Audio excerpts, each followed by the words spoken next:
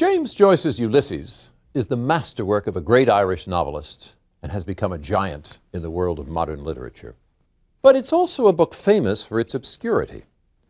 Joyce himself said of it, "I've put in so many enigmas and puzzles that it will keep the professors busy for centuries arguing over what I meant, and that's the only way of ensuring one's immortality."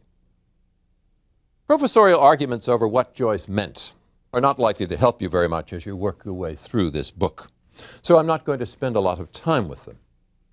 My chief aim is to show you that in spite of its reputation for obscurity, Ulysses is one of the most vitally human books ever written, a novel of flesh and blood and pain and passion and music and laughter, a great symphony of human voices.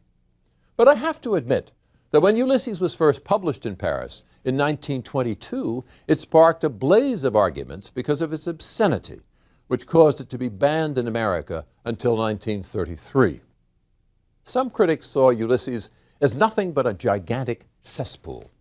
Listen to Alfred Noyes, a noted English poet and professor of poetry. Listen to Alfred Noyes talking about Ulysses before the Royal Society of Literature. "There is," he reportedly declared, "no foulness conceivable to the mind of madman or ape that has not been poured into its imbecile pages." The foulness of Joyce's language supposedly proved that he was monstrously ill-bred. Listen to George Moore, an Irish writer much older than Joyce, talking about Ulysses shortly after it appeared. "How can one plow through such stuff? I read little here and there, but oh my God, how bored I got." Probably Joyce thinks that because he prints all the dirty little words, he is a great novelist. Joyce! Why, he's nobody from the Dublin docks. No family, no breeding. No family, no breeding, just genius. For if Joyce's novel repelled some of its early readers, it captivated and dazzled others. And its most fervent champions included three notable Americans.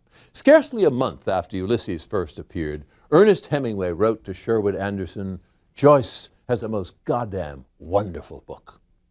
Likewise spoke Ezra Pound, the fiercely iconoclastic poet and critic who had made himself the very voice of modernism.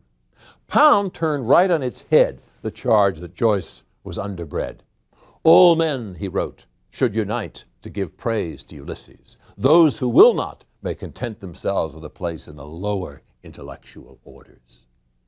Not long after, in the first major critical essay on Ulysses, T.S. Eliot wrote, "I hold this book to be the most important expression which the present age has found.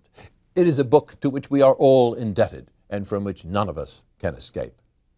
Eliot then went on to say precisely why he thought Ulysses important. Joyce, he wrote, had made the novel obsolete by replacing the narrative method with the mythical method.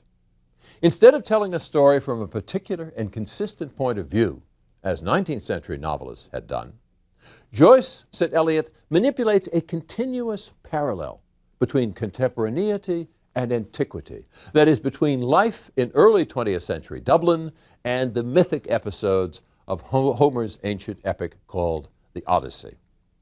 In Ulysses, said Eliot, Joyce used ancient myth as a way of controlling, of ordering, of giving a shape and a significance to the immense panorama of futility and anarchy which is contemporary history.